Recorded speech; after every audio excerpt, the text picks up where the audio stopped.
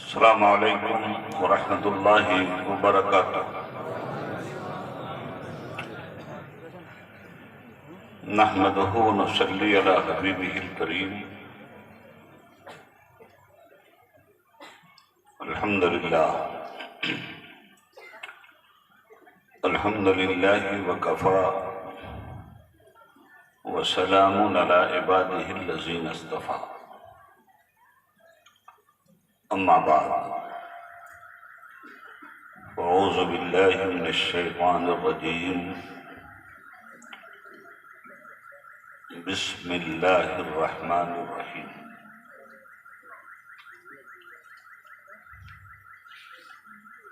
اشہد ان لا الہ الا اللہ وحدہ لا شریک لہ، واشہد ان سیدنا و مولانا محمدا عبدہ ورسولہ۔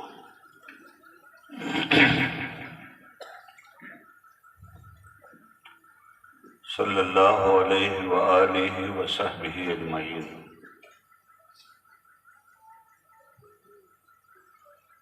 اما بعد،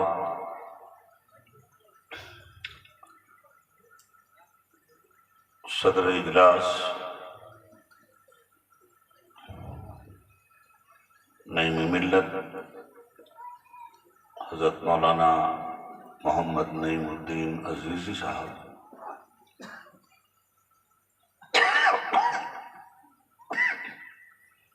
اسٹیج پہ تشریف فرما علماء کرام، مداحان خیر الانام علیہ الصلاۃ والسلام،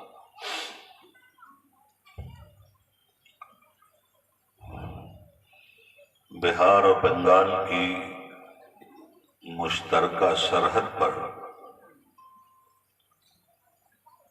بسنے والے محترم برادران اسلام،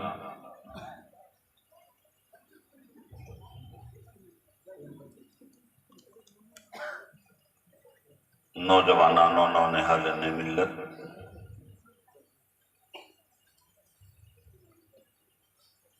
پردہ نشین ہماری اسلامی ماؤں اور بہنوں،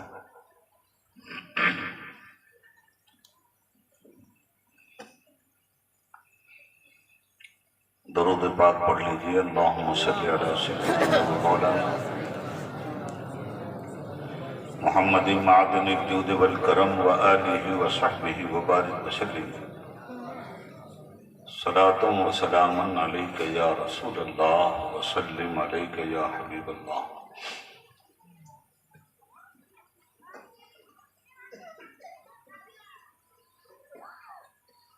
تمام تعریف اور ہر طرح کی خوبیاں اللہ رب العالمین کے لیے ہیں، جس نے ہمیں مصطفیٰ دیا، اور درود و سلام اس مقدس مصطفیٰ مجتبیٰ علیہ تحیۃ و ثنا پر، جنہوں نے ہمیں ایک خدا کا پتہ دیا۔ ایک دیکھنے والے کا کہا مان لیا ہے، بن دیکھے تجھے ہم نے خدا مان لیا۔ حضرات محترم، آج کا یہ عظیم الشان اجلاس ایسے مفازاتی علاقے میں بڑی ہی اہمیت رکھتا ہے، اور ساتھ ہی ساتھ اس جلسے کے اراکین نے جو محنت کی ہے، ہم آپ کی اس محنت اور اس جذبے کو سلام کرتے ہیں۔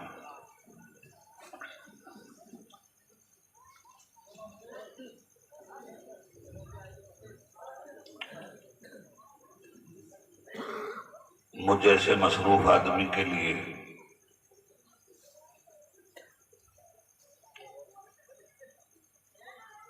آپ کے جلسے میں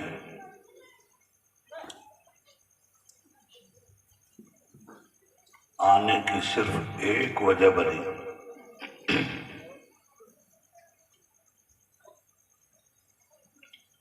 کہ آپ کا تعلق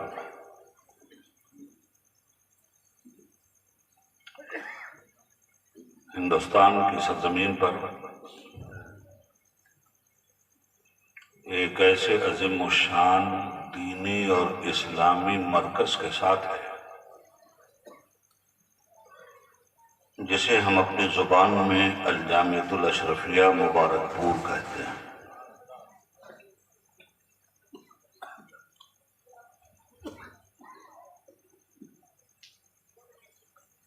جس اسلامی مرکز کی اپنے خون جگر سے آبیاری کرنے والی ذات علماء اہل سنت کے استاذ الاساتذہ جلالت العلم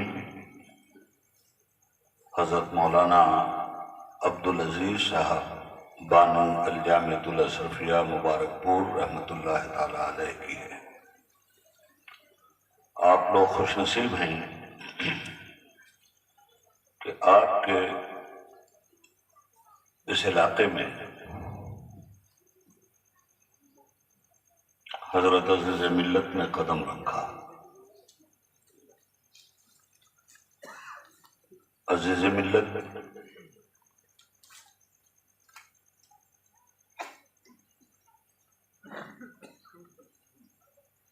ہمارے ہم عمر ہونے کے ساتھ ساتھ ہم لوگوں کے پاس ایک قومی اسلامی اور دینی امانت ہے اور ہم انہیں دیکھ دیکھ کر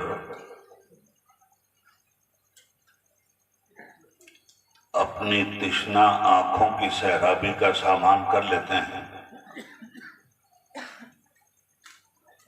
جن کے چہرے میں ہم حافظ ملت علیہ رحمت و رضوان کو دیکھا کرتے ہیں۔ جن حضرات نے حضور حافظ ملت علیہ الرحمت کو دیکھا ہے اور اگر اسٹیج پہ خوش نصیبی سے وہ موجود ہوں گے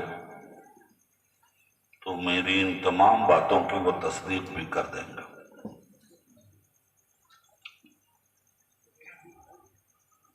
میں بھی اسی ادارے کا ایک چھوٹا سا طالب علم تھا، ہوں، زندگی بھر رہوں گا۔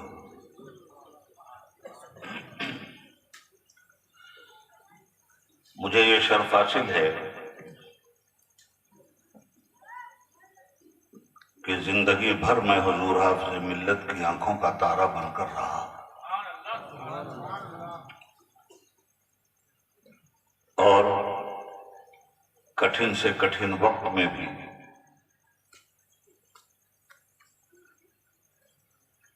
حافظ ملت کی نگاہ کرم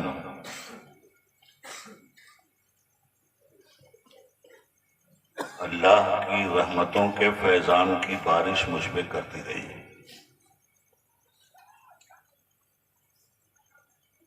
حافظ ملت کی یہی وہ نمکھاری ہے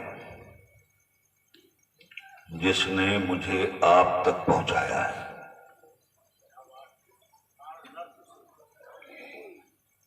میں نہیں سمجھ پاتا کہ آپ میری بات کتنی سمجھ رہے ہیں اور کتنی نہیں،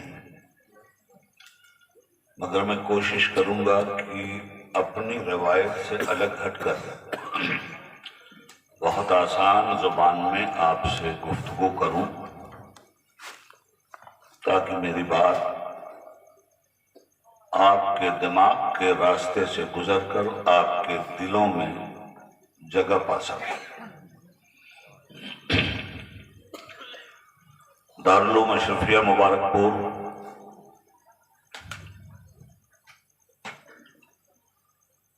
ایک چھوٹے سے گھر میں مکتب کی شکل میں جنم لیتا ہے اور ترقی کی منزلیں طے کرتے ہوئے مدرسے تک پہنچتا ہے۔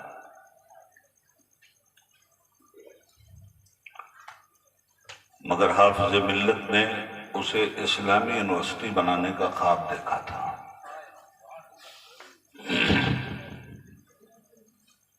اور یہ خواب اللہ کے ولی کا تھا۔ ولی نبی تو نہیں ہوتا، سایہ دیوار نبی ضرور ہوتا ہے۔ ہماری جاگتی ہوئی آنکھوں نے وہ منظر بھی دیکھا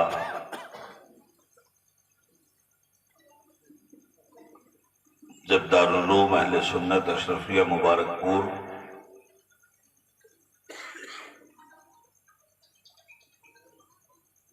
اسلامک یونیورسٹی کے سنگ بنیاد کی حضور مفتی اعظم ہند رحمت اللہ تعالی علیہ کے ہاتھوں سے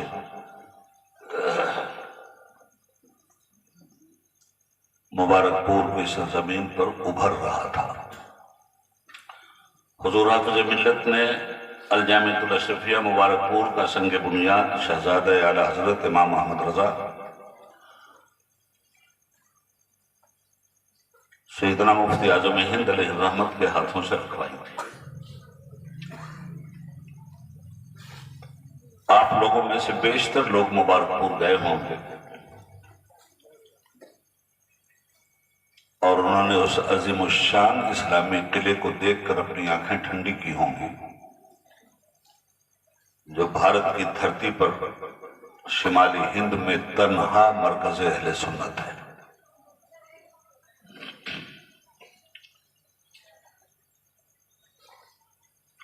تمام تر شعبہ جات میں مل کر نیئر اباؤٹ 8000 سے زیادہ طالبان علوم اسلامیہ و عصریہ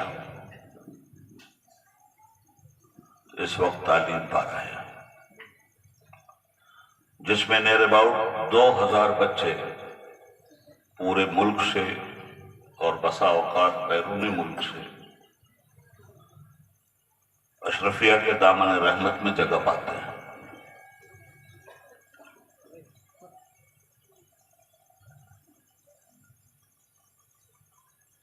سالانہ اخراجات، چونکہ میں مجلس مشاور کا ممبر ہوں، 8 سے 10 کروڑ کے اوپر تجاوز کر جاتا ہے۔ بھارت کی دھرتی پر غریب سنی مسلمانوں کا ادارہ جس کا خرچ سال میں 10 کروڑ سے زیادہ کا ہو، آپ اندازہ لگا سکتے ہیں کہ اس کے علمی جلالت کا معاملہ کیا ہوگا۔ اور یہی وجہ ہے کہ ہر سال 500 سے زائد حافظ، قاری، عالم اشرفیہ اپنے دامن سے نکال کر ملت کی خدمت کے لیے مسلمانوں کو عطا کرتا ہے۔ یہ ہلکا سا تعارف میں نے اپنے ادارے کا اس لیے کروایا کہ آپ لوگ اس ادارے سے جڑے ہیں جس ادارے کی اپنے خون جگر سے آبیاری اللہ کے ایک ولی نے کی تھی، تن من دھن نچھاور کیا، اور اسی اشرفیہ کی خاک کے اندر آج بھی ان کا مرقد انور علم کے فیضان کی بارش کر رہا ہے۔ ان کے بیٹے ہیں عزیز ملت اور ان کے پوتے ہیں نعیم ملت۔ باپ ایک خاموش کردار کا مالک، بیٹا ایک جد و جہد اور گفتار کا مالک۔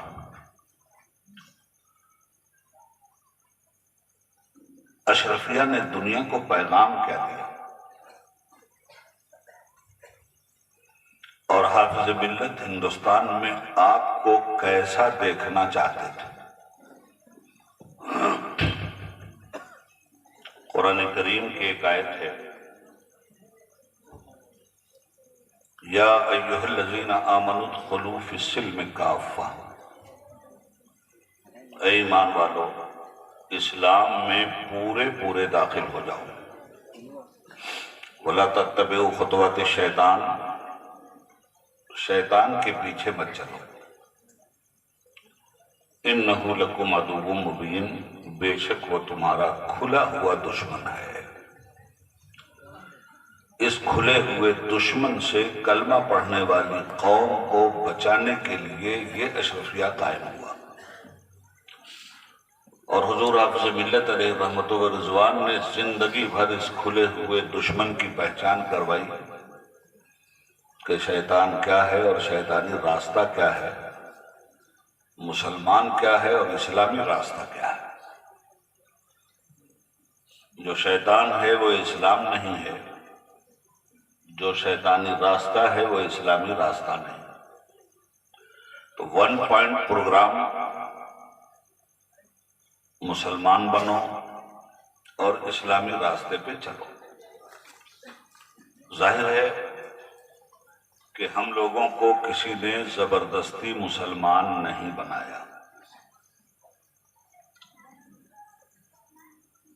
ہم سب اپنی مرضی سے مسلمان ہوئے ہیں،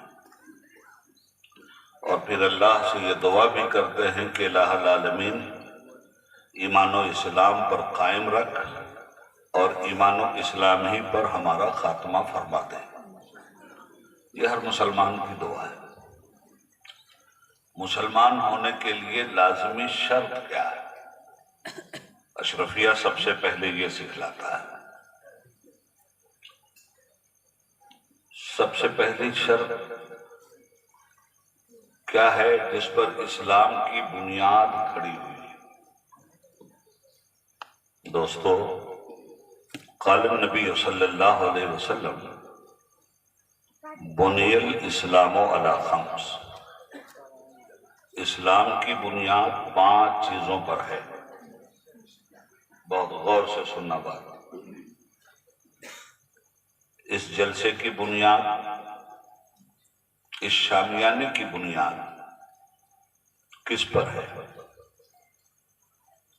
اس شامیانے کی بنیاد ان کھمبوں پر ہے۔ اگر یہ کھمبے ہٹا لیے جائیں تو یہ شامیانہ برقرار رہے گا۔ اسی طرح اسلام کے شامیانے کی بنیاد 5 کھمبوں پر ہے۔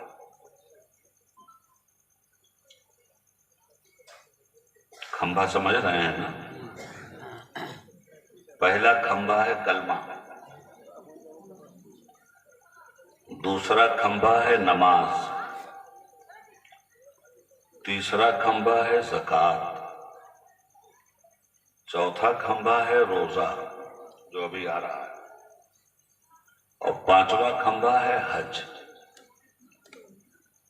جس نبی پر ہم ایمان لائے ہیں، ہمارا نبی کیا کہہ رہا ہے؟ اسلام کی بنیاد 5 کھمبوں پر ہے، 5 چیزوں پر ہے،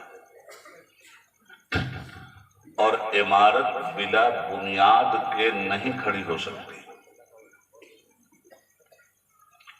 ان 5 چیزوں میں پہلی چیز ہے کلمہ۔ کلمہ کیا ہے؟ اشہد ان لا الہ الا اللہ وحدہ لا شریک لہ۔ دنیا کا کوئی بھی انسان کسی بھی مذہب و ملت کا ہو، جب وہ کہتا ہے کہ ہم گواہی دیتے ہیں کہ اللہ کے علاوہ کوئی بھی عبادت کے لائق نہیں ہے، وَأَشْهَدُ أَنَّ مُحَمَّدًا عَبْدُهُ وَرَسُولُهُ، اور ہم گواہی دیتے ہیں کہ محمد صلی اللہ علیہ وسلم اللہ کے رسول اور اس کے بندے ہیں۔ دنیا کے کسی بھی مذہب و ملت کا آدمی ہو، جب یہ کلمہ پڑھتا ہے اور اسلام قبول کرنا چاہتا ہے تو اسلام کے دروازے کی چابی ہے یہ، جس چابی سے اسلام کا دروازہ کھلتا ہے۔ لا الہ الا اللہ محمد رسول اللہ۔ کلمہ پڑھتے ہی انسان اسلام میں داخل ہو جاتا ہے۔ جلسوں میں بنیادی بات مسلمانوں کو ضرور بتلانی چاہیے۔ اب جو ہی آپ اسلام میں داخل ہو گئے تو اسلام کہتا ہے کہ جب تک تم ہماری چوکھٹ پہ نہیں آئے تھے تب تک ہم نے تم سے نماز کے لیے نہیں کہا تھا۔ اب جب مسلمان ہو گئے ہو تو مسلمان ہونے کے لیے اپنے دعوے پہ تمہیں دلیلیں دینی ہوں گی۔ اگر تمہارا دعویٰ ہے کہ اللہ ایک ہے، اس کے علاوہ کوئی معبود نہیں، محمد صلی اللہ علیہ وسلم اللہ کے رسول ہیں، تو اس دعوے پہ تمہیں دلیل بھی دینی ہوگی، گواہی بھی دینی ہوگی۔ یہ کلمہ تو تم نے پڑھ کر ایک دعویٰ کیا ہے، اب اللہ تم سے اس دعوے پہ دلیل مانگے گا، تو دلیل کے لیے پہلی دلیل ہے نماز۔ جو ہی آپ کلمہ پڑھتے ہیں، چاہے رات میں پڑھ رہے ہوں یا دن میں، تھوڑی ہی دیر کے بعد کہیں مسجد سے اذان کی آواز آتی ہے، اللہ اکبر، تم نے جس کا کلمہ پڑھا ہے وہی سب سے بڑا ہے۔ اس لیے اپنے کلمے کو پھر سنو مؤذن کی زبان سے، اشہد ان لا الہ الا اللہ، گواہی دو کہ اللہ کے علاوہ کوئی عبادت کے لائق نہیں، اشہد ان محمد رسول اللہ، گواہی دو کہ محمد صلی اللہ علیہ وسلم اللہ کے رسول ہیں۔ اب اس گواہی کے بعد ہم تمہیں کامیابی کا راستہ بتاتے ہیں، حی علی الصلاۃ، آ جاؤ نماز کے لیے، حی علی الفلاح، آؤ کامیابی حاصل کرنے کے لیے۔ کامیابی کون دے گا؟ اللہ اکبر، اللہ اکبر، وہی جو سب سے بڑا ہے۔ اس بڑے کی شان کیا ہے؟ لا الہ الا اللہ، اس کے علاوہ کوئی عبادت کے لائق نہیں۔ یہ ہے 5 وقت مسجد سے وہ پکار جس میں آپ کے ایمان کی تجدید کروائی جاتی ہے، اور جس ایمان کا دعویٰ آپ نے کیا ہے اس کی دلیل پیش کرنے کے لیے مسجد اپنا سینہ کھول دیتی ہے۔ تو یاد رکھیے گا، کلمہ پڑھنے کے بعد جو سب سے بڑا فرض ہے اس کا نام ہے نماز۔ غور سے سنو بچوں،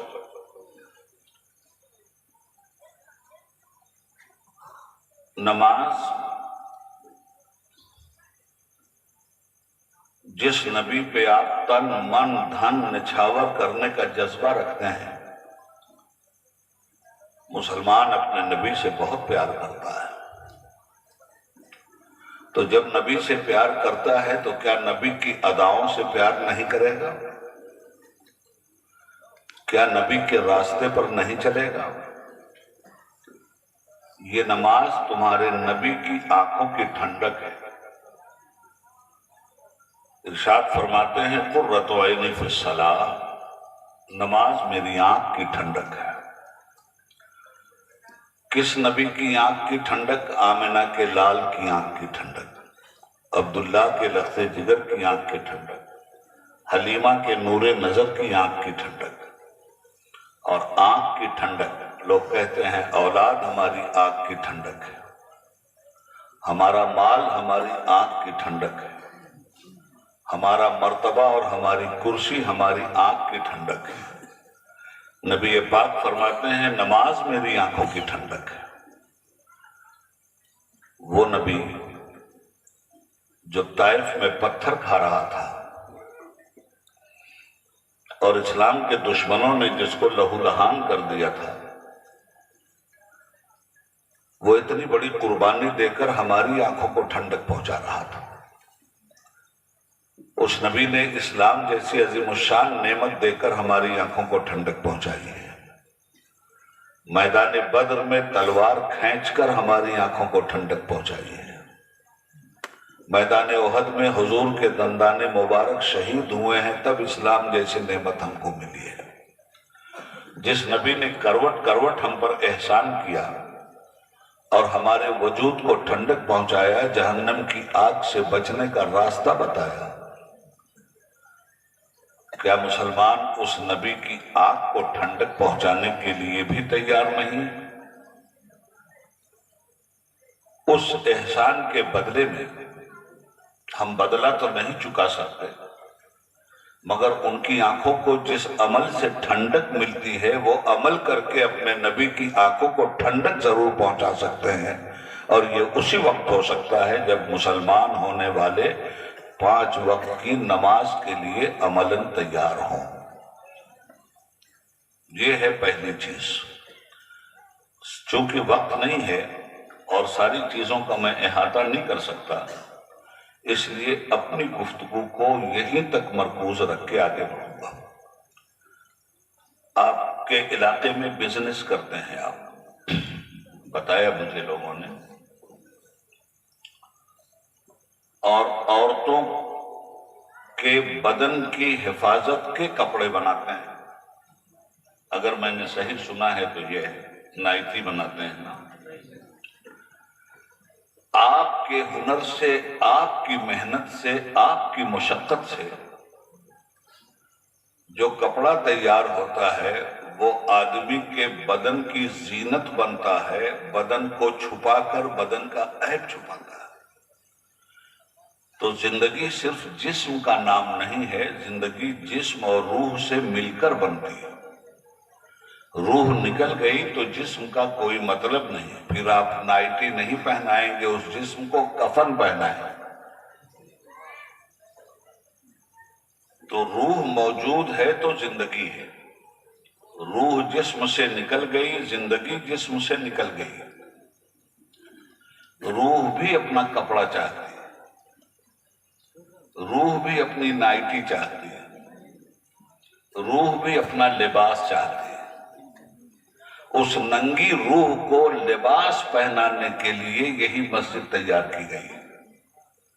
آؤ اور 5 وقت کی نمازیں ایمانداری سے پڑھو، تمہاری روح کے بدن پر عبادت کا لباس پڑ جائے گا۔ عبادت کا لباس تمہاری روح پہن لے گی اور پاکیزگی کا چہرہ دنیا کے سامنے پیش کر دے گی۔ جب یہ کپڑا تم اپنی روح کو پہناؤ گے تو اللہ تعالیٰ فرماتا ہے اِنَّ الصَّلَاةَ تَنْہَا عَنِ الْفَحْشَاءِ وَالْمُنکَرِ، بے شک یہ نماز تمہاری زندگی سے برائیوں کا عیب بھی نکال دے گی، بے حیائیوں کا بھی عیب نکال دے گی۔ 2 جملوں میں قرآن نے بہت بڑی بحث چھیڑ دی ہے۔ اِنَّ الصَّلَاةَ تَنْہَا عَنِ الْفَحْشَاءِ وَالْمُنکَرِ، بے شک نماز برائی اور بے حیائی کو روکتی ہے۔ بات سمجھ میں آ رہی ہے نا؟ تابش خنجر احساس کی آغوش میں جتنی بھی تمنائیں ہیں مجھے مجروح نظر آتی ہیں، اور ساز ہستی سے جتنی بھی آواز نشاط نکل رہی ہے وہ بار ہستی سے، بار ناکامی ہستی سے ڈوبتی چلی جا رہی ہے۔ دیکھو دیکھو تو ذرا سوئے فلک دیکھو تو کتنی تیزی سے امٹنے لگی، پھر کالی گھٹا، مسکراتے ہوئے تاروں کی وہ پلکیں جھپکی، چاند اپنی چاندنی سمیٹے ہوئے چل پڑا، چھوڑ کر نقش خاموشی وہ شفق ڈوب گئی، ذرے ذرے کی نگاہوں سے تحیر رہا ہے، اپنے دامن میں سمیٹے ہوئے طوفان شرر کودنے کے لیے بےتاب ہے وہ برق تپا۔ کیا سمجھا آپ نے؟ یہ ہے عبید اللہ اعظمی کی زبان۔ تو کیا میں نے اس زبان کا استعمال کیا آپ کے بیچ میں؟ میں تو کوشش کر رہا ہوں، اپنے کو سنکٹ میں ڈال کر آپ سے بات کر رہا ہوں، اور اتنے نیچے اتر کے بات کر رہا ہوں کہ آسانی سے آپ میری بات کو سمجھ سکیں۔ تو ایک ایک جملے کو سمجھیے گا، نعرہ لگانے کی ضرورت نہیں ہے، مسلمان بننے کی ضرورت ہے۔ قرآن کریم کیا کہہ رہا ہے؟ اِنَّ الصَّلَاةَ تَنْہَا عَنِ الْفَحْشَاءِ وَالْمُنکَرِ، بے شک نماز برائی اور بے حیائی کو روک دیتی ہے۔ آج کل فیشن ہو گیا، کلمہ پڑھیں گے نماز نہیں پڑھیں گے۔ مسلمان ہونے کی پہچان اسلام نے نماز بتائی تھی، آپ نے گائے کا گوشت بنایا۔ مسلمان ہونے کی پہچان اسلام نے اللہ اور رسول کی اطاعت بنایا تھا، آپ کے ماحول میں شراب بھی ہے، جوا بھی ہے، سود بھی ہے۔ میں اس گاؤں کی بات نہیں کر رہا ہوں، عام مسلمانوں کی بات کر رہا ہوں۔ اور اگر یہاں بھی ہے تو اللہ کے لیے اس لعنت سے توبہ کر لیجیے۔ مسلمانوں کا جو معاشرہ ہے وہ ہے کیا؟ نماز کیوں ضروری ہے؟ اس لیے کہ نماز ہی وہ انجیکشن ہے جس کے ذریعے روحانی کرونا وائرس ہمیشہ کے لیے ختم ہو سکتا ہے، ورنہ اس کرونا سے کبھی بھی نمٹارا آپ کو نہیں ملنے والا ہے۔ برائی اور بے حیائی کو کاٹ دیتی ہے نماز۔ اب کیا ہے برائی اور کیا ہے بے حیائی؟ کہنے کو تو چھوٹے چھوٹے لفظ ہیں نہیں ہے، مگر میں اس کو پھیلاؤں۔ جھوٹ کیا ہے؟ برائی۔ ظلم کیا ہے؟ برائی۔ سود خواری کیا ہے؟ برائی۔ شراب نوشی کیا ہے؟ برائی۔ چغلی کیا ہے؟ برائی۔ کانسپریسی کیا ہے؟ برائی۔ سازش کیا ہے؟ برائی۔ قتل کیا ہے؟ برائی۔ فساد کیا ہے؟ برائی۔ کسی کی ماں بہن کو چھیڑنا کیا ہے؟ برائی۔ بے حیائی۔ اگر میں برائی اور بے حیائی کے جملوں پر بولنا شروع کروں تو فجر کی اذان ہوگی، مگر اتنے جملے بول کر میں نے آپ کو سمجھا دیا، اور آپ بھی اچھی طرح سے جانتے ہیں کہ برائی اور بے حیائی کیا ہے۔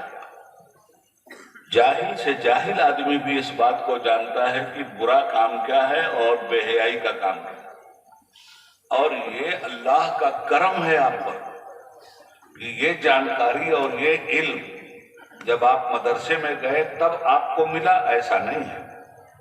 جب آپ کالج میں گئے تب آپ کو معلوم ہوا، ایسا بھی نہیں ہے۔ جب آپ بالغ ہوئے تب آپ کو پتا چلا، ایسا بھی نہیں ہے۔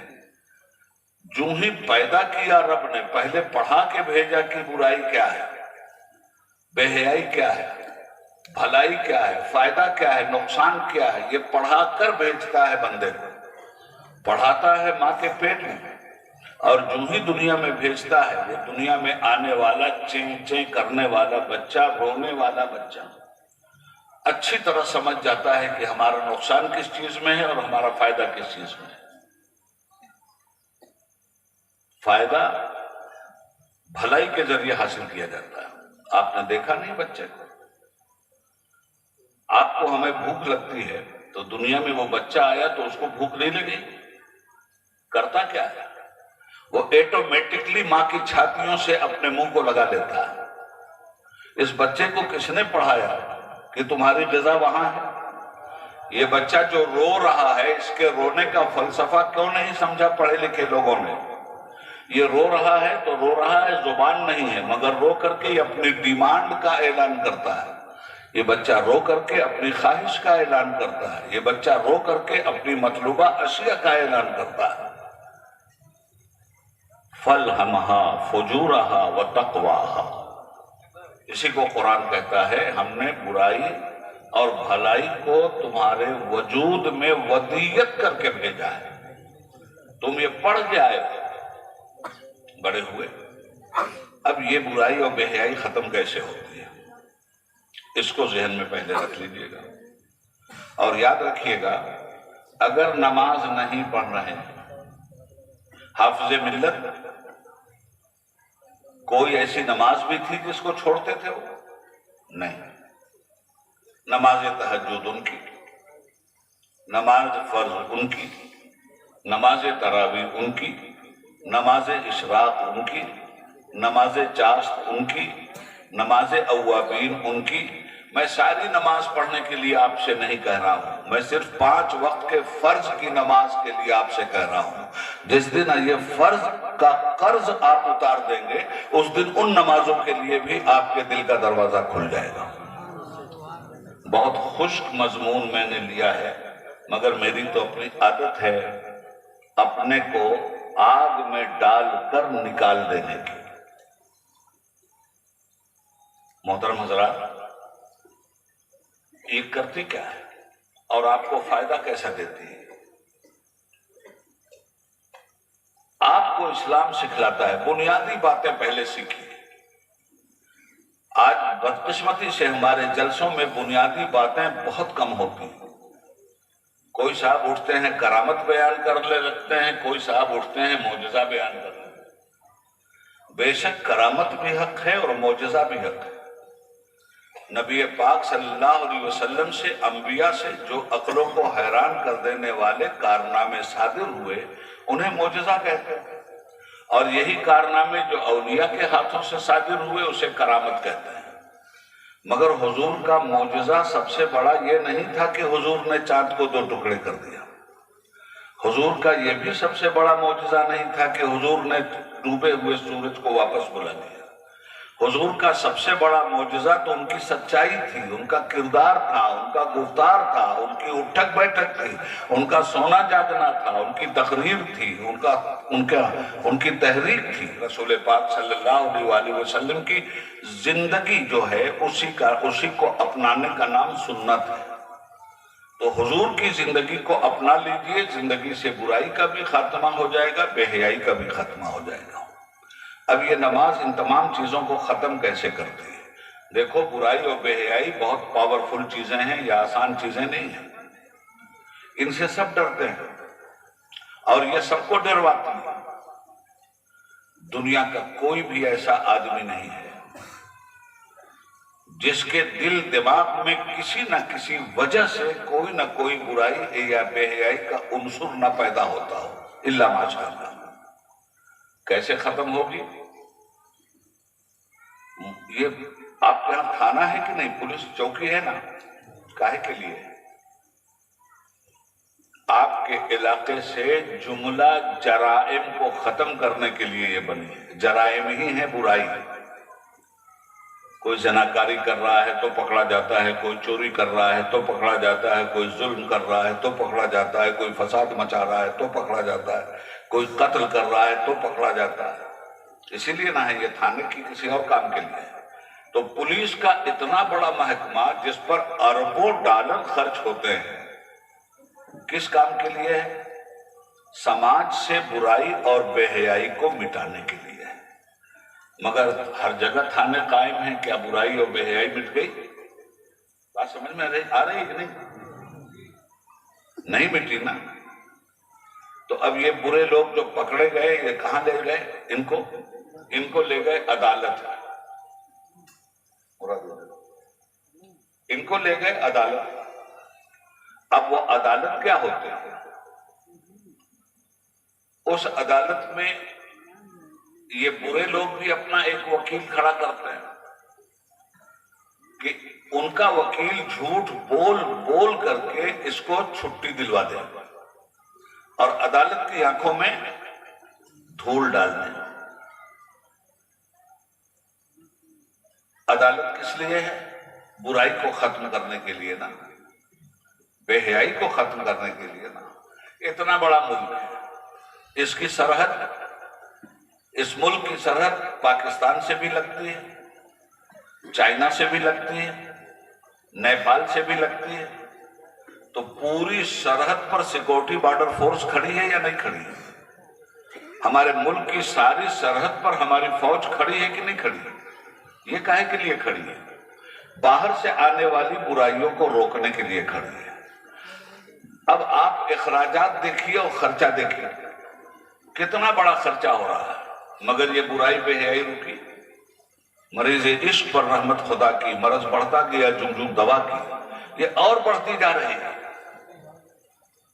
چور ایک چوری کر کے جیل میں گیا ہے، وہاں سے نکلا سزا کاٹ کے تو ہم نے سوچا کہ اب یہ ٹھیک ہو گیا ہوگا، مگر وہاں تو 10 چور اس کو ملے اور 10 چوری کا طریقہ اس نے سیکھ لیا۔ وہاں سے نکلا تو بہت پکا اور پرفیکٹ چور بن کر کے نکلا۔ بتانا یہ چاہتا ہوں آپ کو کہ کوئی بھی قانون برائی اور بے حیائی نہیں ختم کر سکتا، صرف یہ مسجد ہے جس کو اگر ایمانداری سے تم نے پکڑ لیا تمہاری زندگی سے برائی اور بے حیائی کا خاتمہ ہو جائے گا۔ یہ نماز مدد کیسے کرتی ہے؟ ایک واقعہ سن لو۔ عراق میں 2 بڑے مشہور شہر ہیں، ایک کا نام ہے بصرہ اور دوسرے کا نام ہے کوفہ۔ آپ تاجر لوگ ہو نا، اور میں جانتا ہوں کہ تجارت لوگ کیسے کرتے ہیں۔ آپ کو اپنا پیسہ بھیجنا ہوا راجستھان، جہاں سے را میٹیریل لاتے ہو، تو راجستھان پیسہ بھیجنے کے لیے اپنے پیسے کی گورنمنٹ سے بچ کر حفاظت کرتے ہوئے راجستھان پیسہ پہنچ جائے. اس کے لیے لوگ کیا کرتے ہیں؟ ہنڈی کا کاروبار کرتے ہیں. یہاں کسی کو پیسہ دے دیا، کوڈ ورڈ دے دیا، وہاں بات ٹیلی فون پہ ہو گئی کہ یہاں پیسہ مل گیا ہے، اب وہاں پیسہ بھیجنے کی ضرورت نہیں، مال آپ کا یہاں آ جائے گا اور یہ پیسہ وہاں ٹرانسفر ہو جائے گا. تو آج کے زمانے میں جس طرح پیسوں کا ٹرانسفر ہو رہا ہے، کل کے زمانے میں اس طرح پیسے کا ٹرانسفر نہیں ہوتا تھا، مگر ہوتا تھا. کیسے؟ ایماندار آدمی کو تنخواہ پر رکھ لیا جاتا تھا. 1,00,000 روپیہ آپ کو بھیجنا ہے کوفہ سے بصرہ، وہاں کا پتہ دے دیا جاتا تھا اور یہاں سے آدمی گھوڑے پہ سوار ہو کے بصرہ جا کر جس بزنس مین کو پیسہ دینا ہوتا تھا اسے دے دیتا تھا. ایک مرتبہ ایک تاجر نے ایک نمازی اور ایماندار آدمی کو تلاش کیا اور کہا بھائی یہ 1,00,000 روپیہ ہے، بصرہ میں فلاں صاحب کو لے جا کر کے آپ دے دو، امانت ہے. امین، امانت کس کو کہتے ہیں؟ جو امانت میں خیانت نہ کرے اس کو امین کہتے ہیں. جیسی امانت دی گئی ویسی امانت پہنچا دے اس کو کیا کہتے ہیں؟ امین کہتے ہیں، امانت دار. وہ لے کے چلا، اپنے گھوڑے پہ بیٹھ کر ابھی شہر سے باہر ہی نکل رہا تھا تو دیکھا کہ ایک اپاہج آدمی بیساکھی پر چل رہا ہے. بیساکھی سمجھتے ہو نا؟ بیساکھی کے سہارے اپاہج آدمی چل رہا ہے.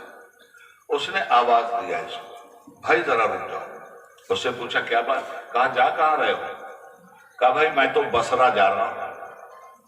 کہا بھائی دیکھو میں اپاہج آدمی ہوں، مجھے بھی بصرہ جانا ہے، تم کو بڑا ثواب ملے گا اگر تم اپنے گھوڑے کی پشت پر مجھے بھی بٹھا دو تو میں بھی تمہارے سہارے اس شہر میں پہنچ جاؤں. کہا ٹھیک ہے بھائی آؤ بیٹھ جاؤ.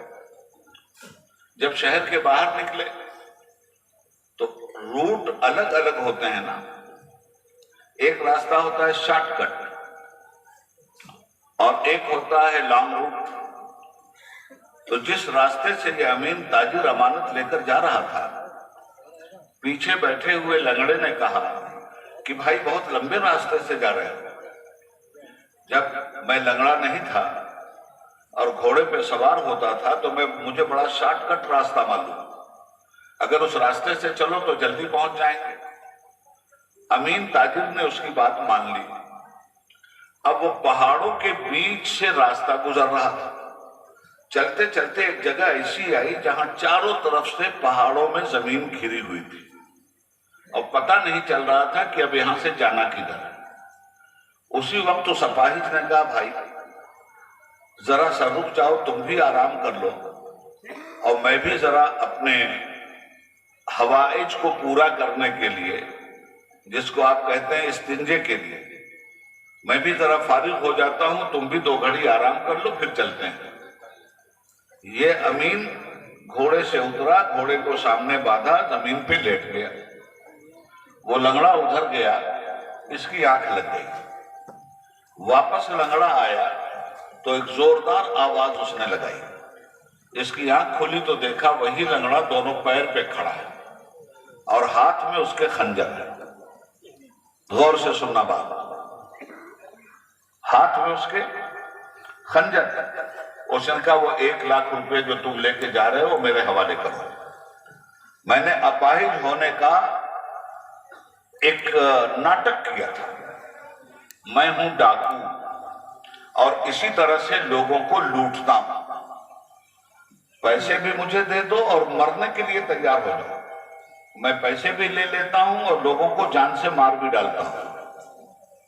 تمہیں یقین نہ آتا ہو تو وہ دیکھو ذرا سامنے کیا پڑا ہے. اب جب اس بیچارے نے سامنے دیکھا تو دیکھا سامنے انسانوں کی ہڈیاں پڑی ہوئی. کہا یہ سب میرا کارنامہ ہے، تمہارے جیسے لوگوں کو اسی طرح پھنسا کے لاتا ہوں اور اسی طرح سے مار کر پیسہ ہضم کر جاتا ہوں. اس نے کہا بھائی اگر رقم ہی لینی ہے تو لے لو، میری جان مار کے کیا کرو گے؟ اس نے کہا جی نہیں، ہم ایسے ڈاکو نہیں کہ ڈکیتی کرنے کے بعد ثبوت چھوڑ دیں پولیس کے لیے، ہم مال بھی لے لیتے ہیں اور ثبوت بھی مٹا دیتے ہیں، تم کو تو مرنا ہوگا۔ اس بیچارے نے دیکھا پیسہ تو دے دیا، اب اس نے دیکھا اب تو مر ہی رہا تھا، نمازی، سنو نماز کی برکت، تھا نمازی، اسے کہا بھائی اب تو میں مر رہا ہوں، میری ایک خواہش پوری کر دو۔ پھانسی کی سزا بھی دی جاتی ہے تو مرنے والے سے پوچھا جاتا ہے کہ آخری خواہش کیا ہے بتا دو۔ ڈاکو نے کہا تمہاری کیا ہے آخری خواہش؟ کہا بھائی 2 رکعت نماز پڑھ لینے دو، اپنے رب کا 2 سجدہ مجھے کر لینا۔ کہا ٹھیک ہے کر لیں۔ اب مجھے بتائیے وہ آدمی جو نماز کا عاشق زندگی بھر رہا ہو، اسے یقین ہو جائے کہ یہ میری آخری نماز ہے، وہ کیسی نماز پڑھے گا؟ وہ کس طرح اپنے رب کو راضی کرے گا؟ اب جب اس نے نیت باندھی اور سورہ فاتحہ پوری پڑھ ہی رہا تھا، اخیر میں سورہ فاتحہ کے پہنچا، اس کے بعد کوئی سورت ملائی جاتی، ڈاکو نے زوردار آواز لگائی، کہا جلدی نماز پوری کر ورنہ پیچھے سے خنجر مار دوں گا۔ اسی عالم میں اس کی زبان سے قرآن کریم کی ایک آیت نکلی، امن یجیب المضطر اذا دعا، تمہارا رب کہتا ہے کتنی بڑی بھی مصیبت ہو تم مجھے پکارو تو صحیح، دیکھو میں تمہارا ساتھ کیسے دیتا ہوں۔ پڑھتا ہے امن یجیب المضطر اذا دعا، وہ رب ہی تو ہے جو مصیبت میں اپنے بندوں کا ہاتھ تھام لیا کرتا ہے۔ ابھی اتنا اس نے پڑھا تھا، ایک کڑکتی ہوئی بجلی کڑکی اور پیچھے سے ڈاکو کے چیخنے کی آواز آئی، دھڑام سے گرنے کی آواز آئی۔ اس نے اپنی نماز پوری کی، سلام پھیرا تو دیکھا ڈاکو کے سینے میں ڈاکو ہی کا خنجر تھا، ڈاکو تڑپ تڑپ کر مر چکا تھا،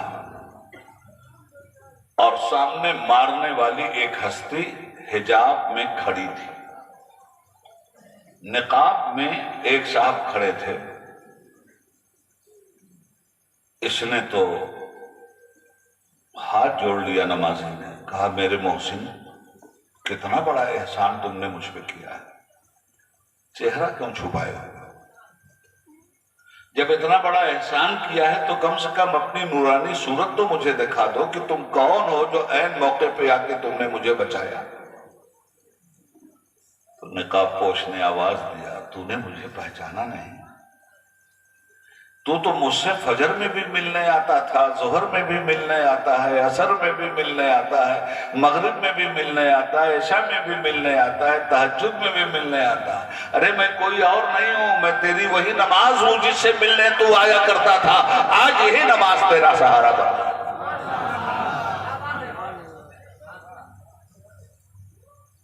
آپ دیکھ رہے ہیں کلمہ پڑھا، نماز نہیں پڑھتے، بڑی شرم آئی تو جمعہ کے دن آ گئے، اور جمعہ ٹو جمعہ بھر گئی مسجد۔ جمعہ کے دن مسجد خالی رہتی ہے کیا؟ تو جمعہ کی عصر میں کیوں خالی ہو جاتی؟ یہ سوال تو کیا جائے گا نا۔ ہفتہ بھر مسجد کیوں خالی رہتی صرف 4 بڑے بزرگوں کے علاوہ؟ ابھی رمضان آ رہا ہے، تراویح پڑھنے کے لیے مسجد بھر دی جائے رمضان کے بعد، ایسا کیوں ہو رہا ہے؟ کبھی غور کیا؟ یہ جمعہ ٹو جمعہ آپ مسجد میں آئے، جمعہ کے بعد پھر آپ ہفتہ بھر کہاں رہتے ہیں؟ یہ چوڑا چھوڑ دیتے ہیں کہ لمبا چھوڑ دیتے ہیں کہ ناٹا چھوڑ دیتے ہیں، کیا چھوڑ دیتے ہیں آپ؟ کس قبرستان میں مسلمان چلا جاتا ہے بھائی ہفتہ بھر؟ اور ایک ہفتہ ختم ہوا نہیں، جمعہ کی اذان ہوئی، پتہ چلا پھر چلا آیا۔ جو بے نمازی لوگ ہیں میں ان سے کہنا چاہوں گا میرے بھائی اس سانس کا کوئی بھروسہ نہیں ہے، اور مرنے کے بعد اجی زندگی میں جان بچانے کے لیے جب نماز ایک ڈاکو کے مقابلے میں کھڑی ہو سکتی ہے تو قبر میں جہنم کے عذاب سے بچانے کے لیے نماز تمہاری قبر میں کیوں نہیں کھڑی ہوگی؟ کتنی غفلت میں پڑ گیا مسلمان، اور کیوں نہیں اس سے کی جاتی ہیں اس طرح سے باتیں؟ نعرہ لگا رہا ہے نہیں چھوڑیں گے غوث کا دامن، نہیں چھوڑیں گے ابے پکڑا کب؟ پکڑنے والا اس طرح کی ڈھکوسلے بازی نہیں کرتا۔ مسجد کی طرف جاؤ، اٹھتا ہوا ہر قدم بولے گا نہیں چھوڑیں گے غوث کا دامن۔ روزہ مت چھوڑو، تمہارا عمل بولے گا نہیں چھوڑیں گے خواجہ کا دامن۔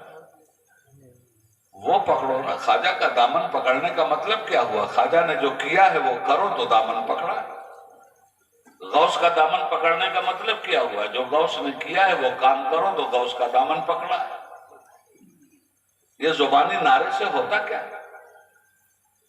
اور ایک بات اور سن لو، اہل سنت کے اسٹیج سے بول رہا ہوں، سن لو۔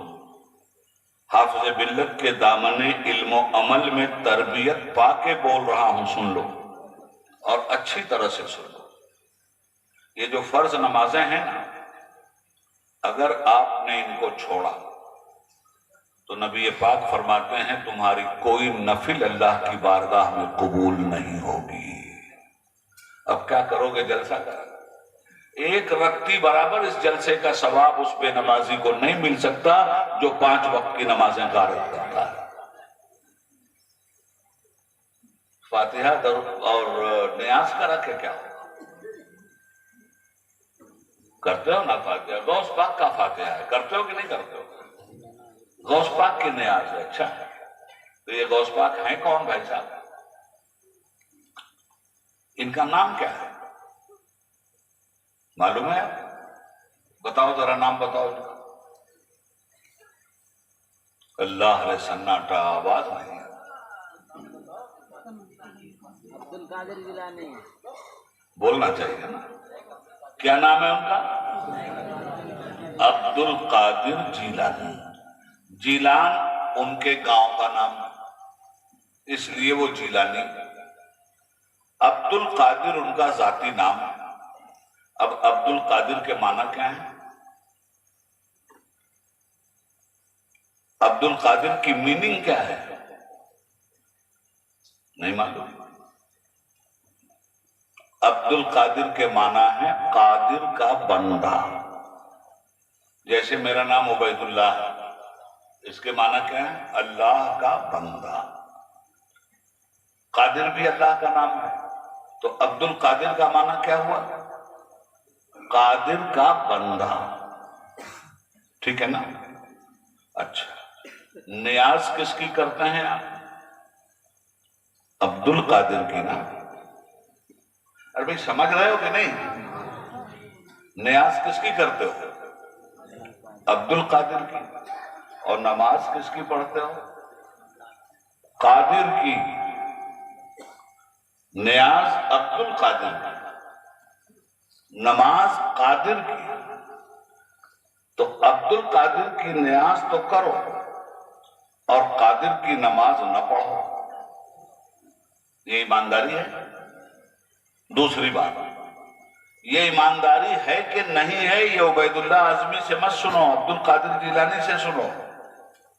غوث الاعظم عبد القادر جیلانی رحمت اللہ تعالی علیہ فرماتے ہیں، اے لوگوں کان کھول کر سن لو،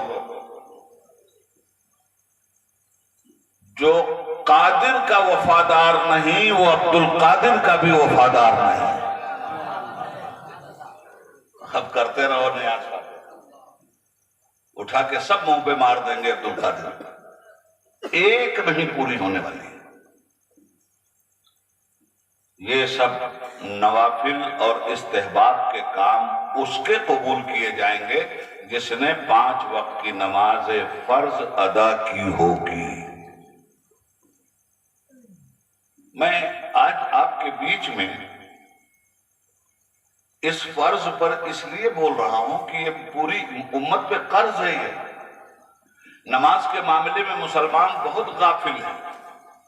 آپ کی بابری مسجد توڑ دی گئی، آپ کو دکھ ہوا کہ نہیں ہوا؟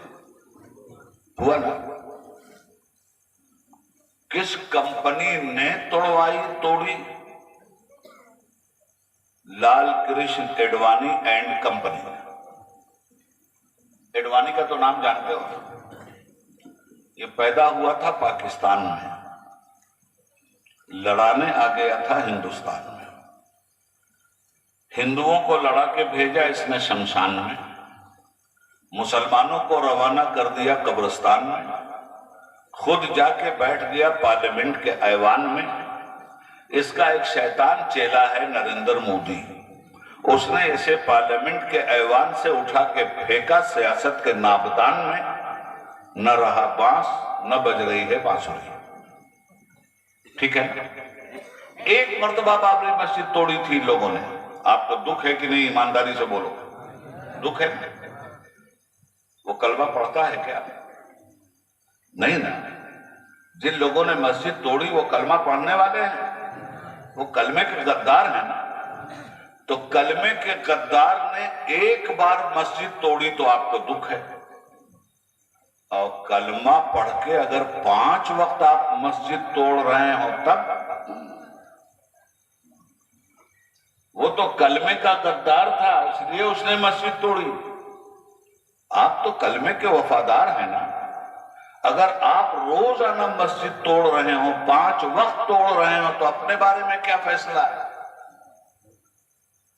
یاد رکھنا، نبی پاک صلی اللہ علیہ وسلم ارشاد فرماتے ہیں، نماز دین کا پلر ہے،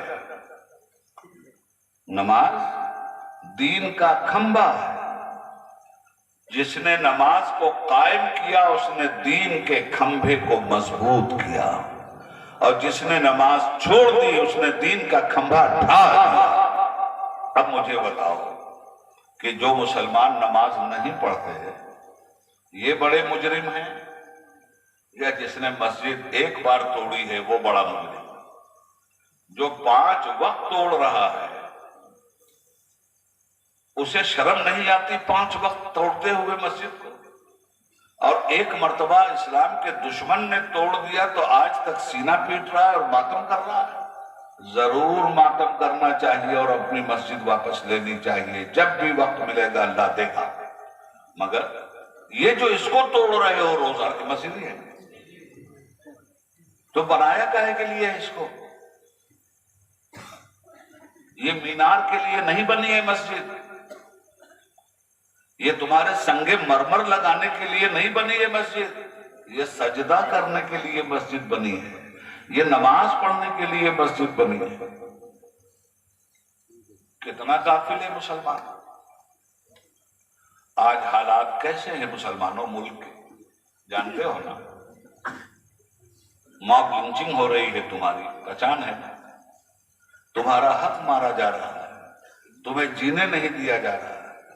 کبھی تمہارے برقعے اور حجاب کے خلاف، کبھی CAA لایا جاتا ہے، کبھی NRC لائی جاتی ہے، کبھی تمہیں ملک سے نکالنے کی بات کی جاتی ہے۔ ابھی دھرم سنسد ہوا تھا، تمہارے قتل عام کی بات کی گئی، اس کا تمہیں پتہ ہوتا ہے کہ نہیں؟ اور اگر تمہیں پتہ ہے تو دنیا تو تمہیں قتل کرنے کی تیاری کر رہی ہے، تم تو اپنے بچاؤ کی بھی تیاری نہیں کر رہے۔ دنیا بھی قاتل ہے، تم بھی قاتل ہو۔ دنیا تمہیں قتل کرنا چاہتی ہے، ابھی تک کامیاب نہیں ہوئی، مگر تم جس چیز کے قاتل ہو روزانہ اس کو ذبح کرتے ہو۔ جو مسلمان 5 وقت کی نماز نہیں پڑھتا روزانہ نماز کی گردن پہ وہ تلوار چلاتا ہے۔ جو مسلمان جھوٹ بولتا ہے روزانہ وہ سچ کی گردن پہ تلوار چلاتا ہے۔ جو مسلمان سود کھاتا ہے روزانہ وہ حلال تجارت کی گردن پہ تلوار چلاتا ہے۔ کبھی غور کیا جو مسلمان چغلی کرتا ہے، لڑائی کرتا ہے، گالی پکتا ہے، وہ اسلام کی گردن پہ تلوار چلاتا ہے؟ کبھی سوچا اس بات؟ یہی سب چیزیں ہمارے حضور حافظ ملت نے الجامعۃ الاشرفیہ مبارک پور میں ہمیں پڑھائی تھی۔ ہمارا اپنا کیا ہے؟ جو سبق انہوں نے یاد کروایا تھا وہ سبق ہم یہاں دہرا رہے ہیں۔ جو ہم کو پڑھایا تھا اور جس رستے پہ ہم کو لگایا تھا، ہم چاہتے ہیں آپ بھی اسی رستے پہ لگ جاؤ۔ یہ دین کا راستہ ہے میرے بھائی، ہم آپ کو تانا نہیں دے رہے، ہم آپ کو آئینہ دکھا رہے ہیں، اور آئینہ جھوٹ نہیں بولتا، جیسی شکل ہوتی ہے ویسی شکل آ جاتی ہے۔ مسلمان اور نماز نہ پڑھے کاہے کا مسلمان رہے؟ حدیث شریف سنو، نبی پاک صلی اللہ علیہ وسلم نے فرمایا اپنے اصحاب سے، صحابہ سے، میں تمہیں کافر اور مومن میں فرق بتا دوں؟ کہا حضور ضرور بتائیے۔ سرکار نے فرمایا میں بتا دوں تمہیں کہ کافر کون ہے اور مومن کون ہے؟ کہا یا رسول اللہ ضرور بتائیے۔ فرمایا مومن وہ ہے جو نماز پڑھتا ہے، کافر وہ ہے جو نماز نہیں پڑھتا۔ اب بتائیے آپ کہاں کھڑے ہیں؟ کہے کو مسلمان مسلمان چلا رہے ہیں؟ پہلے مسلمان بنو، چلانے کی ضرورت نہیں ہے۔ دنیا کہے کہ یہ مسلمان ہیں، ہم بھی اسی کے جیسے بننا چاہتے ہیں۔ خواجہ صاحب آئے تھے نا، مسلمان بن کر آئے تھے۔ خواجہ صاحب کو اس ملک کے لوگوں نے دیکھا، خواجہ صاحب کی چال دیکھا، خواجہ صاحب کی نماز دیکھا، خواجہ صاحب کی نعت دیکھا، خواجہ صاحب کی حمد دیکھا، خواجہ صاحب کی تقریریں سنی۔ غریبوں کی مدد کرتے تھے، کوڑیوں کا کوڑ دور کرتے تھے، بھکاریوں کی مدد کرتے تھے، جس پہ ظلم ہوتا تھا ظالموں کے مقابلے میں مظلوم کی تلوار بن کے کھڑے ہو جاتے تھے۔ خواجہ صاحب چلتا پھرتا اسلام تھے۔ خواجہ صاحب چلتی پھرتی اپنے نبی کی تصویر تھے، اپنے نبی کے کردار کی تصویر تھے۔ وہ اسی ملک نے دیکھا، کسی مدرسے میں تو نہیں بیٹھے تھے نا، وہ کہیں بیٹھ کے بخاری شریف تو نہیں نہ پڑھا رہے تھے، تو اتنا بڑا ہندوستان مسلمان کیسے ہو گئے؟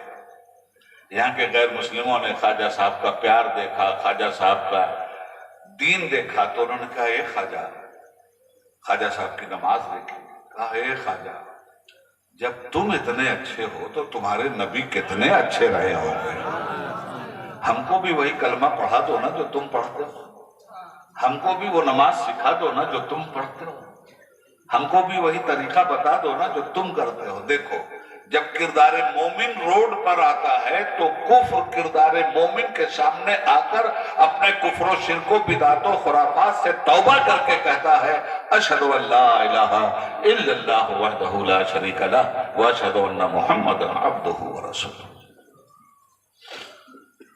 1 گھنٹہ ہو گیا ہے اور ابھی بات بھی نہیں شروع ہوئی۔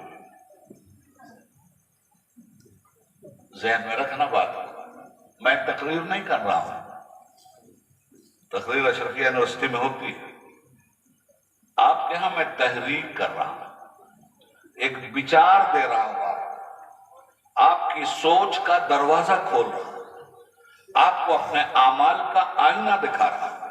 آپ سوچیں، غور سے سوچیں ان باتوں پر، کہاں کھڑے ہیں آپ؟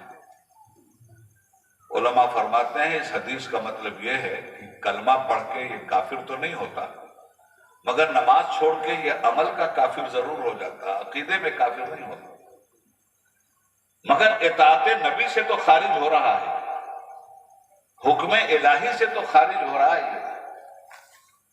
اور بھائی اگلی بات آپ کو سنا دوں، سنو، یہ تو قوم واقعات کی زبان میں تجربہ حاصل کرتی ہے۔ دیکھو ہندوستان میں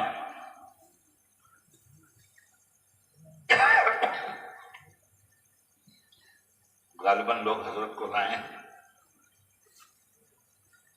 آپ حضرت کا استقبال کر لیجئے، پھر اس کے بعد ہم آپ سے بات کریں۔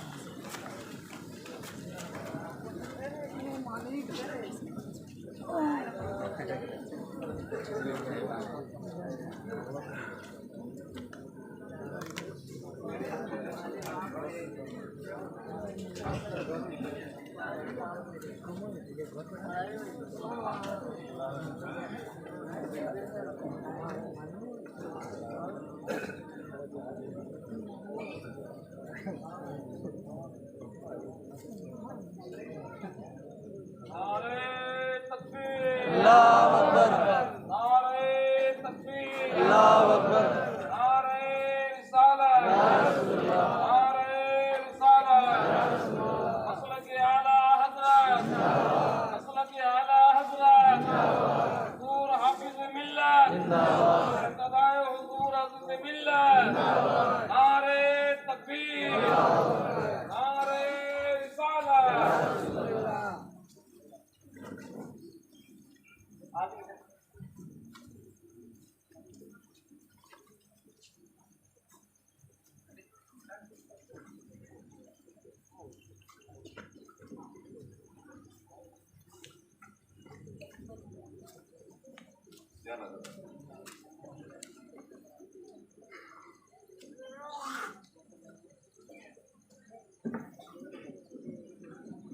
آپ بیٹھے تھے ویسے ہی بیٹھ جائیے اور ایک مرتبہ حصول برکت کے لیے درود پاک پڑھ لیجیے.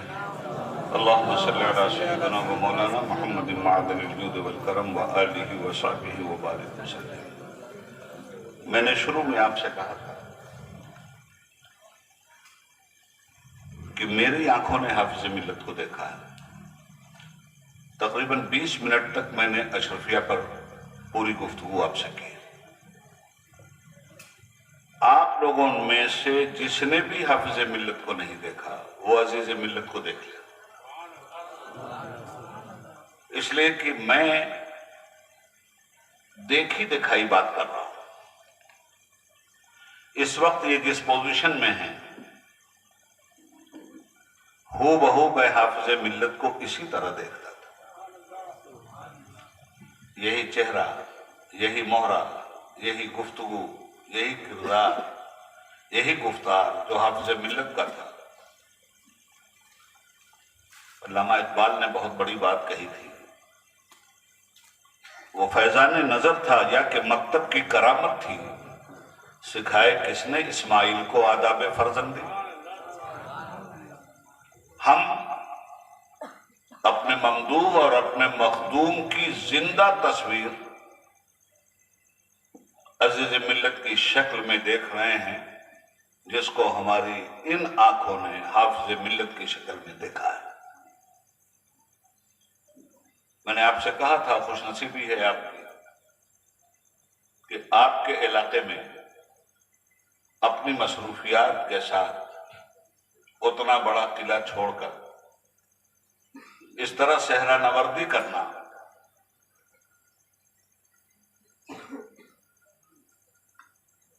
اسی انسان کا کام ہو سکتا ہے جس کے سینے میں دھڑکتا ہوا ملت کے لیے کوئی درد ہو.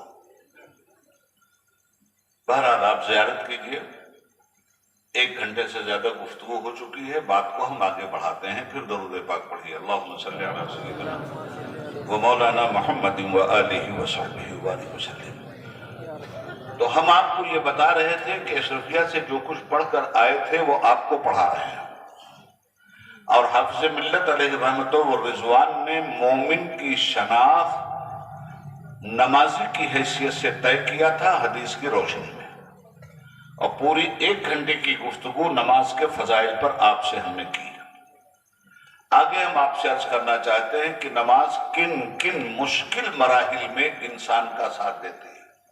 اس لیے کہ سب سے زیادہ غفلت مسلمانوں کے ماحول میں اگر ہے تو نماز سے ہے اور سجدوں سے ہے. مجھے اچھی طرح سے یاد ہے جس وقت مراد دیسائی کی حکومت تھی، میں بات کر رہا ہوں 1974 کی، آج سے تقریباً 48 سال پہلے کی. اس وقت وزیر خارجہ تھے مسٹر اٹل بہاری واجپئی. انہوں نے اس زمانے میں ایک بیان دیا تھا اور میری رگ ظرافت اسی زمانے میں پھڑکی تھی اور میں نے اچھی طرح سے ان کے اس بیان کی خبر بھی لی تھی. انہوں نے اس زمانے میں بیان دیا تھا کہ ایک گاؤں میں جو 4 مسجدیں ہیں، ان 4 مسجدوں کی ضرورت کیا ہے؟ نمازی تو اتنے ہیں نہیں. بھائی مسجد بنتی ہے نماز کے لیے، اور نمازی ایک گاؤں میں چاہے 4 مسجد ہو چاہے 10 مسجد ہو، نمازی تو اتنے ہی ہوتے ہیں کہ ایک مسجد میں آ سکتے ہیں.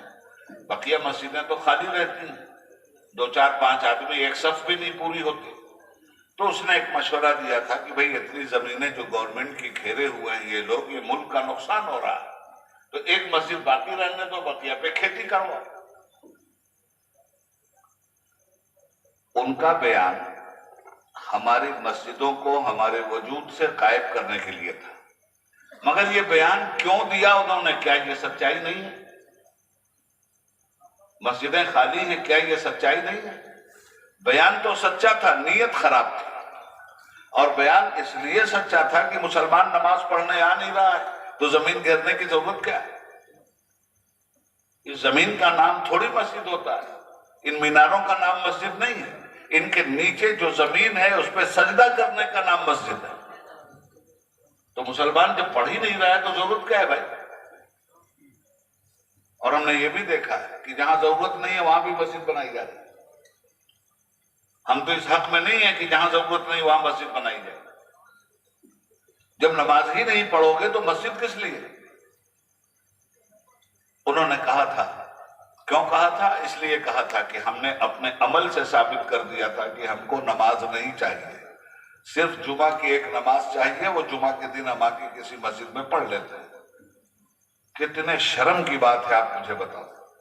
تو میں نے آپ کو بتایا اور حوالوں کے ساتھ بتایا کہ یہ نماز کہاں کہاں آپ کا ساتھ دیتی ہے اور کس طرح سے آپ کی زندگی کی برائیوں کو مٹاتی ہے. اب آئیے ایک واقعہ سن لیجیے. اورنگزیب عالمگیر کا نام سنا ہے آپ؟ ہاں، یہ نام ضرور سنا ہو. یہ ہندوستان کا وہ واحد بادشاہ ہے جس نے اس ملک کو بھارت اور ہندوستان بنایا. یہ کبھی ہندوستان تھا ہی نہیں. تو آپ پوچھیں گے مجھ سے یہ تھا کیا؟ تو میں بتاتا ہوں. یہ کہیں راجستھان تھا، یہ کہیں گجرات تھا، یہ کہیں بہار تھا، یہ کہیں بنگال تھا. ہندوستان کہیں نہیں تھا. بنگال ایک ملک جس کا ایک راجا، راجستھان ایک ملک جس کا ایک راجا، جس کی اپنی فوج، جس کی اپنی پولیس. یہ اورنگزیب عالمگیر ہے جس نے پورے راجاؤں کے راجواڑے کو توڑ کر ایک ہندوستان بنایا اور تمام ملکوں کو جو اس ملک میں تھے، راجستھان اور بہار اور یو پی اور گجرات اور مہاراشٹر، ان کو بنایا صوبہ. آج یہ پرانت کہلاتے ہیں، مگر اورنگزیب سے پہلے یہ الگ الگ ملک تھے، ان کی الگ الگ فوجیں تھیں. اورنگزیب نے ایک مرکزی فوج دنیا کو دیا. یہ مغلوں نے دیا ہے. اورنگزیب بہت بہادر تھے اور بڑے نمازی تھے. جہاں جہاں جس نے سرکشی کی، اورنگزیب ہمیشہ گھوڑے کی پیٹھ پہ رہے.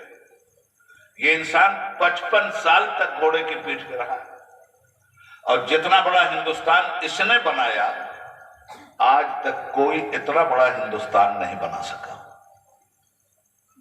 افغانستان کی سرحد سے لے کے چٹاکان کی وادیوں تک، برما کی سرحد تک، نیپال کی سرحد تک اور بھوٹان کی سرحد تک، سری لنکا کی سرحد تک، آج جو ہندوستان دیکھ رہے ہو یہ اورنگزیب کا دیا. پھر بھی ہم سے یہ گلہ ہے کہ وہ وفادار نہیں. حیدرآباد میں سلطنت تھی قلی قطب علی خان کی، قلی قطب علی شاہ. قلعہ اتنا اس کا مضبوط تھا، آج بھی آپ جائیں گے تو نام ہے قلعے کا قلعہ گولکنڈہ،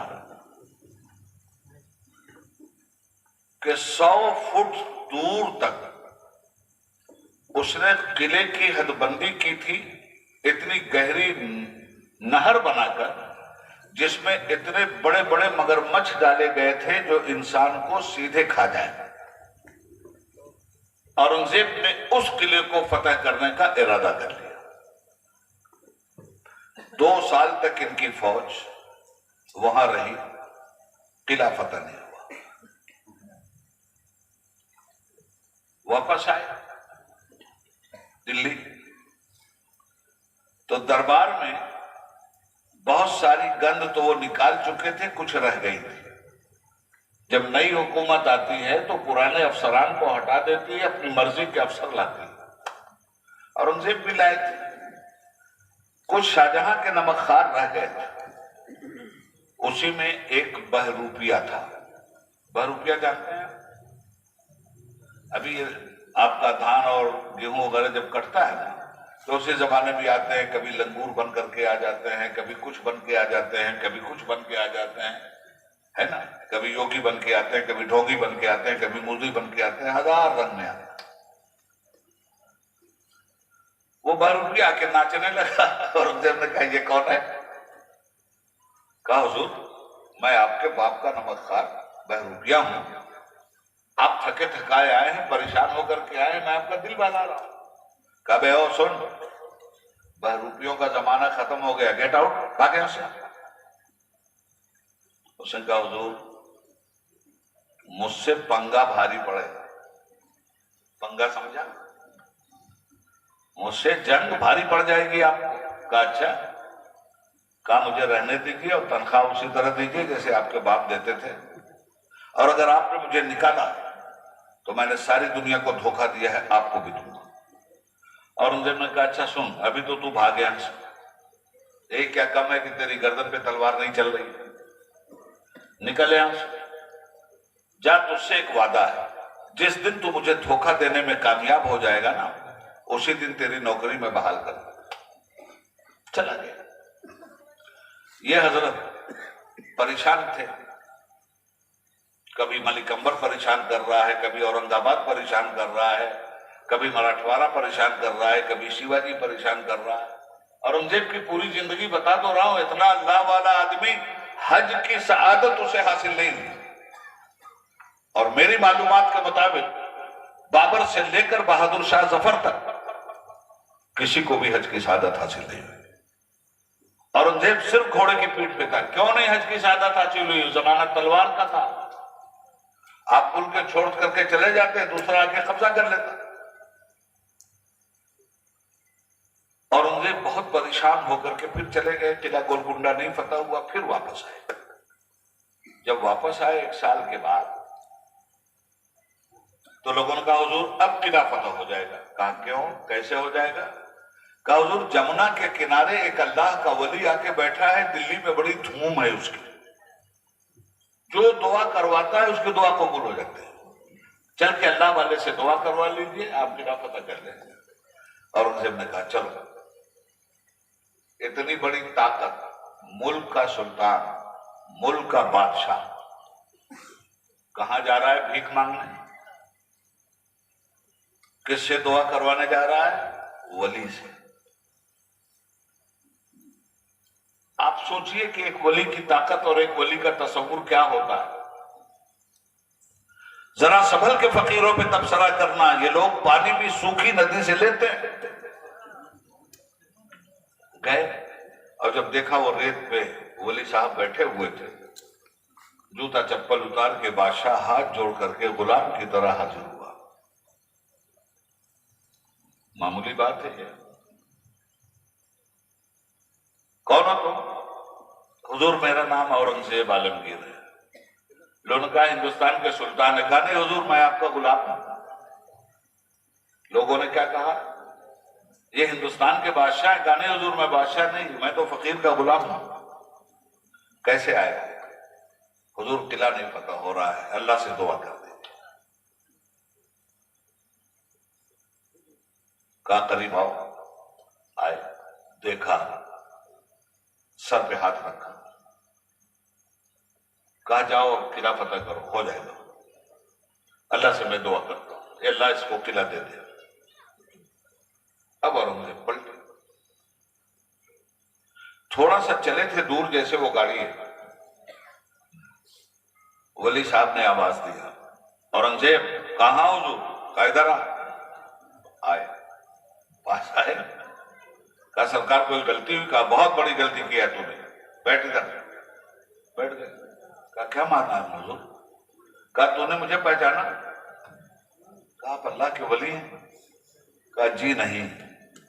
सर के बाल पे हाथ मारा तो बाल गायब, मसनूई दाढ़ी पे हाथ डाला, दाढ़ी गायब। कहा औरंगजेब आराम से पहचानो, मैं वही बहरूपिया हूं जिसको तुमने बेइज्जत करके अपने दरबार से निकाला था, और मेरा तुम्हारा वादा था कि जिस दिन तुम्हें धोखा देने में कामयाब हो जाऊंगा तुम मेरी नौकरी बहाल कर दोगे। औरंगजेब की आंख में तो आंसू आ गए। कहने ले भाई मैं हार गया, चल तेरी नौकरी बहाल है। उधर औरंगजेब बहरूपिये से हार गए थे और इधर बहरूपिया बहरूप से हार गया था। बहरूपिये की आंख से भी आंसू चल रहे हैं। पूछता है औरंगजेब तू क्यों रो रहा? मैं तो रो रहा हूं कि तूने धोखा देने में कामयाबी हासिल कर ली, तू क्यों रो रहा है? कहने लगा मैं इसलिए रो रहा हूं कि मैं नकली नमाजी बन के आया तो इंडिया के बादशाह को झुका दिया, اگر اصلی نمازی بن جاؤں گا تو کائنات کو جھکا دوں گا. اس لیے تمہارا دربار نہیں چاہیے, مجھے اللہ کا دربار چاہیے, مجھے مسجد چاہیے, مجھے نماز چاہیے, مجھے سجدہ چاہیے.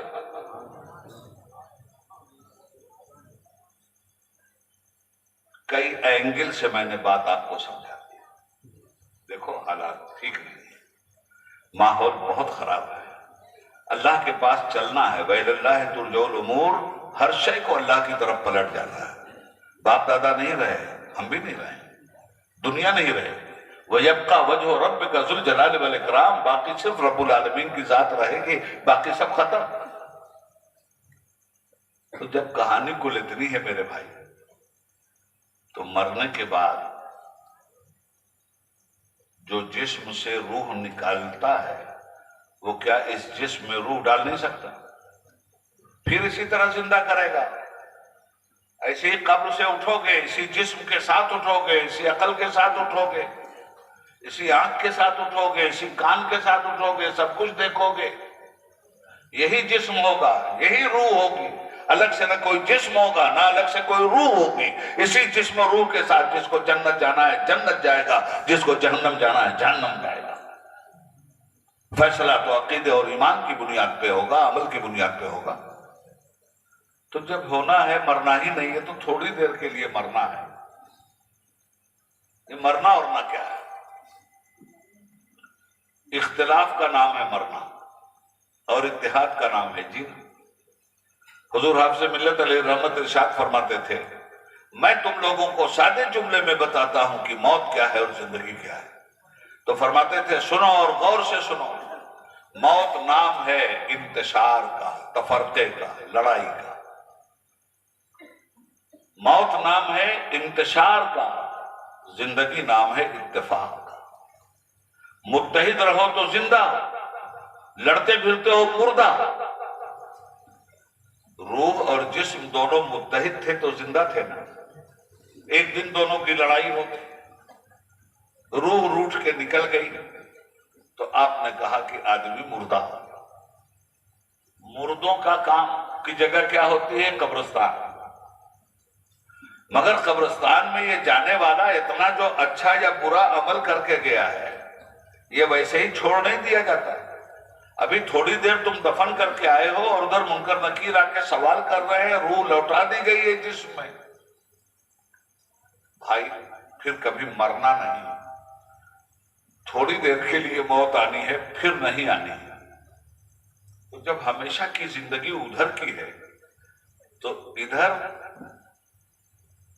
کیوں برباد کر رہے ہیں آپ اپنے کو؟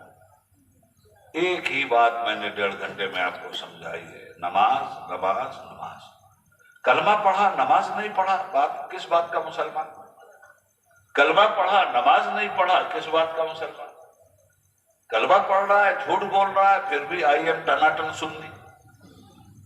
کلمہ پڑھ رہا ہے, چغل خوری کر رہا ہے, آئی ایم ٹناٹن سنی. واٹ از دا ٹناٹن سنی؟ نتھنگ, کوئی سنی انی نہیں. سنی چند نعرہ لگانے کا نام نہیں ہے, سنی رسول اللہ کی سنت پہ عمل کرنے کا نام ہے صلی اللہ علیہ وآلہ وسلم. تو بہت ساری باتیں میں نے آپ کو بتا دی, ان کو اچھی طرح سے ذہن میں رکھیے گا. اللہ رب العالمین آپ کی آبادی کو سلامت رکھے. ایک بزرگ کے ساتھ آپ کا رشتہ جڑا ہوا ہے, ان سے فیض حاصل کیجیے. وہ جو کچھ اپنے مریدوں کو سمجھاتے ہیں, مرید کی ذمہ داری ہے کہ اس پہ عمل کرے. آج کل ایک بدعقیدگی بڑی پھیلی ہوئی ہے, اور وہ بدعقیدگی, آخری بات, وہ بدعقیدگی یہ ہے کہ اللہ جانے یہ بدعقیدگی کہاں سے ٹھوس دیا بزنس مینوں نے, مذہب کے بزنس مین, کہ مرید ہونے کے بعد بے فکر ہو جاتے ہیں. مرید ہونے سے پہلے تو اللہ رسول سے ڈرتا بھی تھا, مرید ہونے کے بعد تو وہ ڈر بھی ختم ہو گیا. اب اس کا عقیدہ کیا بن گیا؟ پیر صاحب ہیں نا, بچا لیں گے ادھر. یہ غلط عقیدہ ہے. پیر صاحب جو سمجھاتے ہیں اس پہ عمل کرو, وہ عمل بچا لے گا. پیر صاحب چونکہ واسطہ ہیں, اس لیے پیر صاحب کا احسان ہے کہ انہوں نے وہ چیزیں تمہیں سمجھائی ہیں، بتلائی ہیں اور وہ عمل کرنے کے لیے تمہیں حکم دیا ہے جس کے وہ خود بھی عامل ہیں۔ عمل سے زندگی بنتی ہے، جنت بھی جہنم بھی، یہ پتلا اپنی فطرت میں نہ نوری ہے نہ ناری ہے۔ اس لیے مسلمانوں، موٹی موٹی باتیں میں نے تمہیں 1.5 گھنٹے میں سمجھائی ہیں اور ABCD کی طرح سمجھائی ہیں۔ میں سمجھتا ہوں اچھی طرح سے ذہن نشین کر لیا ہوگا آپ نے۔ آپ تمامی لوگوں سے میری گزارش، میں ہاتھ ہوتا نہیں اٹھواتا، یہ سب فالتو باتیں ہیں۔ ہاتھ تو اٹھایا تھا کوفہ والوں نے، اسی ہاتھ سے قتل کر دیا امام حسین۔ آپ سے ہاتھ اٹھوانے کا مطلب کیا ہے؟ کوئی مطلب نہیں۔ آپ دل جھکائیے رب کی بارگاہ میں، اور مسلمان ہیں تو مسلمان کی پہچان ہی نماز ہے۔ جو نماز غارت کرتا ہے اس کی پہچان مسلمان کی نہیں ہے۔ اور یہ میں نے بتایا کہ قبر میں آپ کو کیسے ساتھ دے گی، میں نے بتایا کہ مصیبت میں یہ نماز کس طرح آپ کے ساتھ آئی تھی۔ اب رہ گئی بات کہ نماز پڑھنا بھی آتا ہے یا نہیں۔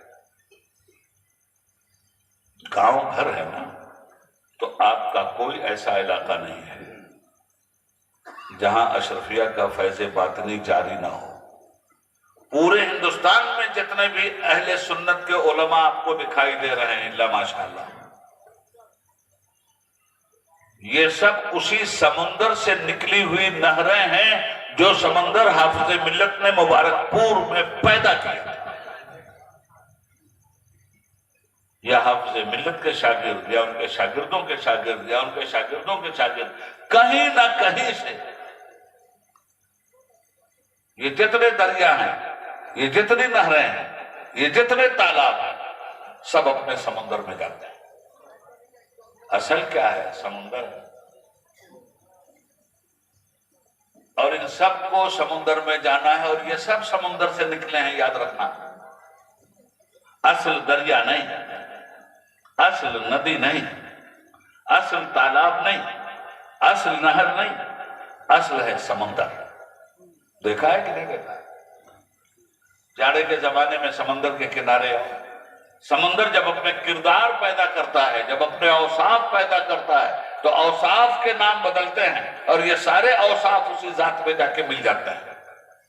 سمندر کے کنارے جاؤ ٹھنڈک کے زمانے میں، جاڑے کے زمانے میں تو منہ سے بھی بھاپ نکلتی ہے، دھواں نکلتا ہے کہ نہیں؟ سمندر سے بھاپ اٹھتی ہے، فضا میں معلق ہوتی ہے۔ کہاں سے نکلی بھاپ؟ تو سمندر سے ایک چیز نکلی، اس کا نام آپ نے کیا رکھا؟ بھاپ۔ فضا میں جا کے چھا گئی تو نام بدل گیا، بادل۔ برس گیا پانی، کسی گڈھے میں اکٹھا ہوا تالاب، لمبی مسافت طے کر لی ندی، پھیلاؤ میں آ گیا دریا۔ اس تالاب سے پوچھو کہاں گیا تو، آیا کہاں سے؟ کہا بادل سے آیا۔ بادل سے پوچھو تم کہاں سے آئے؟ کہا بھاپ سے آئے۔ بھاپ سے پوچھو تم کہاں سے آئے؟ سمندر سے آیا۔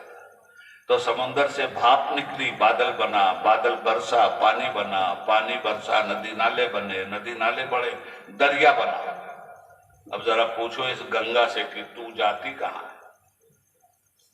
چناب سے پوچھو تو کہاں جاتی ہے؟ جتنے دریا ہیں سب سے پوچھو کہ سب کو تو نے اپنے دامن میں ہضم کر لیا، تو کہاں جا کے ہضم ہو رہی ہے؟ دنیا کا ہر سمندر اسی سمندر، دنیا کا ہر دریا اسی سمندر میں جا کے گر جاتا ہے جس سمندر سے کبھی بھاپ بن کر کے وہ اٹھا تھا۔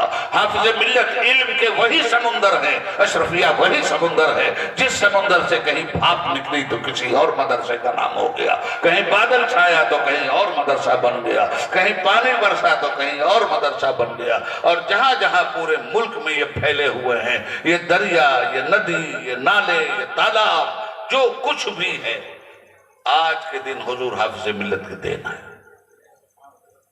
اتنا عظیم الشان ادارہ اور اتنا بڑا کام حضور حافظ ملت کا۔